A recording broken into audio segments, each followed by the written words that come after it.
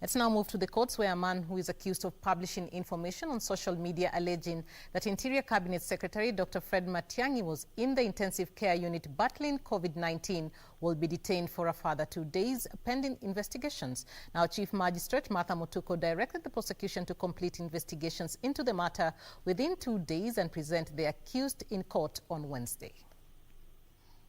Isaac Kibei-Tiego, who was arrested over the weekend in Geria within Uasin Gishu County, was in the docks on Monday for allegedly publishing information alleging that Interior Cabinet Secretary Fred Matiang'i was in hospital after testing positive for COVID-19. The prosecution had filed a miscellaneous application seeking the accused to remain in custody for 14 days, arguing that allowing him to roam freely will present him with an opportunity to interfere with investigations as police undertook forensic analysis.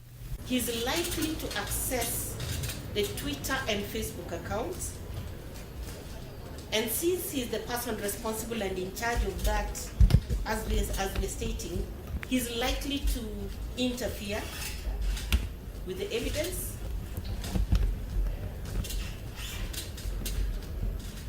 as well as even the witnesses. The defense opposed the application, saying it was infringing on the rights of the accused persons. Person or the respondent here has the right to be released on bail or bond on reasonable conditions, Your Honor, that the court deems fit. Chief Magistrate Martha Mutuku directed the prosecution to complete investigations within 2 days, with the accused detained at Muthaiga Police Station for 2 days. I do find that 2 days are sufficient to complete the investigations of the nature of the charges that the respondent is likely to be charged with, and I'll only lie the application to the extent that the respondent shall be held at Muthaiga Police Station for a period of 2 days to enable the investigating officer to complete his investigations. Meanwhile, 3 suspects accused of murdering Sheila Muruge, whose body was discovered at a flower bed in Nairobi's Kilimani area, have been released on a 50,000 shillings cash bail with an alternative bond of 100,000 shillings. 2 of the suspects, Christine Awor Oluch